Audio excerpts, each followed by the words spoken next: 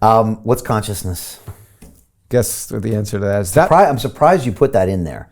No, but I wanted to do it because I wanted to hit the key questions that people are interested in science and everything. And I was scared of doing consciousness in a way because I've been suspicious. It's the hardest thing. I spent the most time in that chapter because I've always been suspicious. Well, one of the reasons I became a physicist instead of biologist is because physics is so much easier.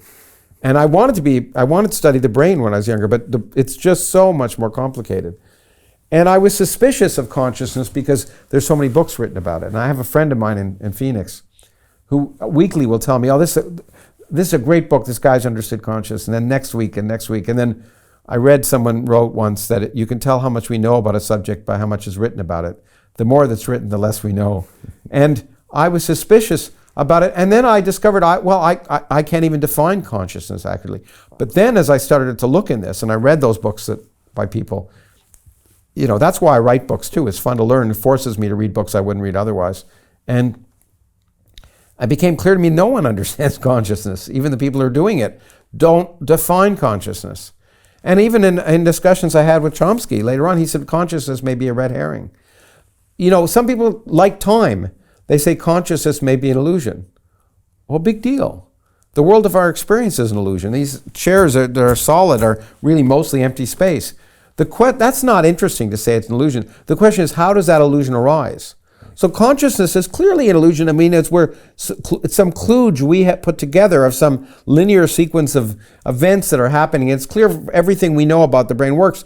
That's probably not what's happening, and we're rationalizing, we're creating realities in order to justify what we see and experience. And I give a great experiment, that split brain experiment of Gazzaniga and others, that shows that that the left brain and the right brain, when they're disconnected, the left brain will, which is where speech is, will make up explanations for why you see things that are not the case, because that's the way we work. So the really interesting question is, how does that illusion of consciousness arise? And we don't know the answer. We learned a lot about the brain, but it's probably the biggest unknown. And in my mind, the hardest one, perhaps, I don't know whether it's going to be a long time. I think because the brain is so complicated. But like life, the way we may learn about consciousness is creating another consciousness, AI. Yeah. So we may learn about how complex systems arise at self-awareness by creating a self-awareness in other places. And that may be the way we'll learn about it. I'm suspicious that it's going to take a lot longer than people think.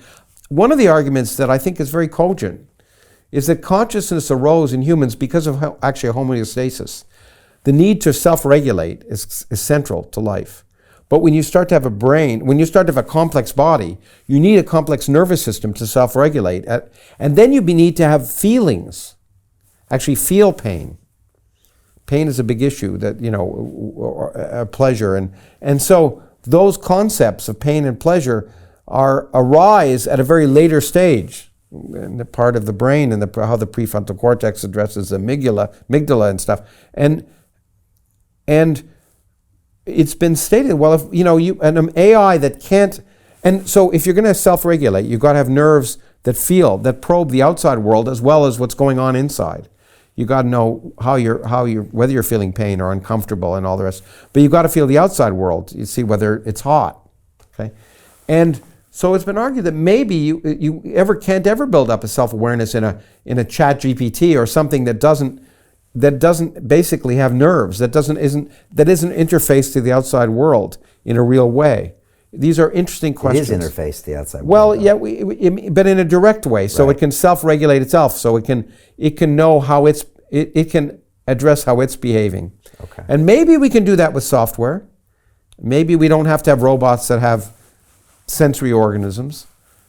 I don't know the answer, but these are all interesting questions. It's been interesting to see people's reaction to, can AI be sentient? And I do a lot of teaching on this. I see a lot of students, and I get the hands raised and the hands down. And a bit like your magic tricks, it teaches you a lot about that person, right? Yeah. Because, oh no, they could never be. It's just a computer, and we humans are all powerful, and I'm the this and that. And it's interesting to see people kind of react, but then you say, okay, we're a carbon-based life form. This is a silicone-based life form. Now let's take ChatGPT in 10 years. Okay, let's take it in 10,000 years. Okay, what's it going to look like then? Yeah. At the rate of innovation. Okay, then could it be possible? Then what is sentience? And we start asking ourselves questions about ourselves, like you said. Oh, of course, and you see how people are. People say, I'm scared that this can do things I can't do. But there are other people, and I happen to have this inclination. I'm excited. I'm excited to meet people who do things I can't do. And it's the same with magic. People get angry if they're tricked. I'm fascinated because it's neat. And I'm fascinated by meeting people, and the older I get, I'm happy to say the more people I meet that do things I can't do. I used to think I could do everything. And so I find AI fascinating because of the possibilities. For me, it's the possibilities that are exciting, even though some of those possibilities are terrifying. But that's what I find about science in general, is the possibilities of the future are what make the future worth living for. One of the analogies that some of the AI scientists said I thought was very interesting, I'm curious what you think about this, is that they talked about the way that we learned how to fly. And we didn't do it by modeling a bird, even though that would seem the most obvious thing to do. But now later in retrospect, they said, but a bird has to all come in an egg, and it's got to then expand and create this flying machine. And we realized all you have to do is, well, not all you have to do is get the tear shaped and put it over, and and then all of a sudden it flies. Same with the artificial intelligence or whatever they're doing now with the large language models. It's not like a brain. Actually, you dump all this information in, and these neural nets seem like they can actually output something that seems interesting. So then, maybe that the way to create new consciousness or new intelligence is not the way that our brain. Who knows? Yeah. Who knows? And but the point is that that all the major developments are unexpected. If we wanted to build if you asked Bell Labs to build better computers in the 1940s, they would have wheels and pulleys, right? But then they invented the transistor, which had nothing to do with computers, but that created, so all the important discoveries are unforeseen, otherwise they wouldn't be discoveries. People always ask me, what's the next big thing? And my answer is always, if I knew, I'd be doing it. Right. Consciousness is definitely you going somewhere where you normally don't go before. Yeah, well, but people say, how dare you as a physicist deal with life and consciousness? And the answer is, well, first of all, they're open, as a scientist, I can say if I can't try and understand at least what the issues are, then how can I expect anyone to? So I wrote a book on climate change, and people say you're not a climatologist. And I say, well, if I can't discuss climate change, then how can we have a sensible discussion in society? But more importantly, actually, both life and consciousness, the early works on both have been done by physicists, and they're physics questions at some basic level. How reductionist the understanding the brain is an interesting question. But I told you, Schrodinger was thinking about these things. Schrodinger's book, What is Life, actually motivated Jim Watson to not be an ornithologist, but to go into genetics, right? And Max Delbruck was a physicist, well-known physicist, won the Nobel Prize for biology, again related to life, because these physicists can ask these questions. And Schrodinger's questions, his statement, consciousness is a singular of which we don't know the plural, is a very fascinating issue. And so I think you can approach these questions as a physicist and learn. And so is consciousness a physical process? Is a physics question at some basic level. And so, I remember someone writing me, how dare I was on a trip, and some obnoxious, a biologist who was there with a group of biologists, and believe me, I'm very in awe of many biologists, but basically said, how dare you infringe on our domain by talking about life and consciousness? That's nonsense. Because part of the interesting thing is in the 21st century that 19th century disciplines, chemistry, physics, biology, are 19th century disciplines, but 21st century questions aren't questions of physics, chemistry, or biology. Physics and biology, when I was a student, and many times I was discouraged and wanted to quit when I was doing my PhD, I thought of doing biophysics and doing a PhD and an MD and making my mother very happy by being a doctor. And I remember going to, at that time, the chairman of cell biology at Harvard, who was an uncle of a friend of mine, and saying, should I do biophysics? He said, don't do biophysics. I said, why? And he said, because it's not of interest to physicists and it's not of interest to biologists. But that was then. Now it's the questions of physics. Many of the most interesting physics systems are biological systems, and the tools of physics are central to understanding biology. So these artificial subject boundaries are just that, they're artificial. Do you think we'll have conscious AI in the future? Who knows? Silicon-based life forms. I don't see any obstacle to it. I don't see anything. I think all the evidence I can see is consciousness is physical, emergent. I don't know what it takes to be emergent, but I don't see, if it's physical, then there's no obstacle to ultimately creating it.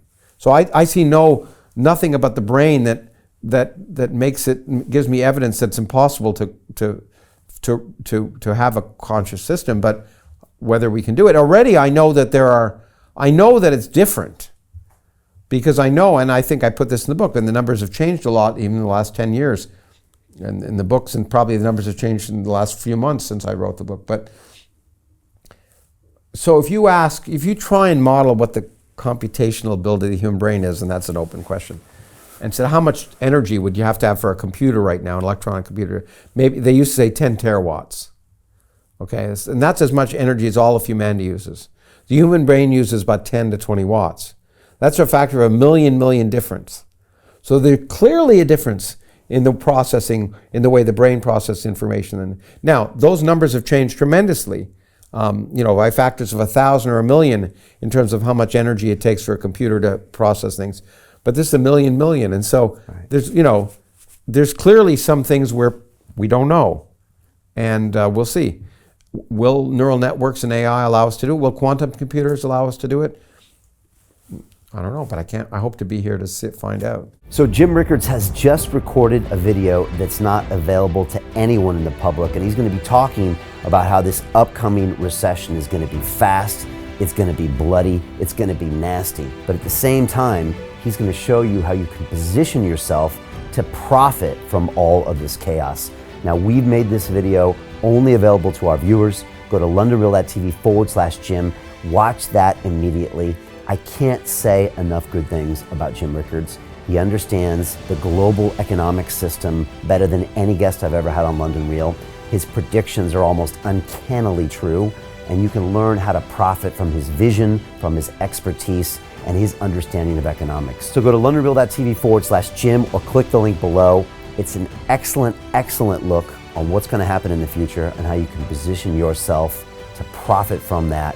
Jim is one of the best in the business, one of my favorite guests on London Real, and he's very good at predicting the future and showing us all to profit from it. So click the link, and I hope you enjoy.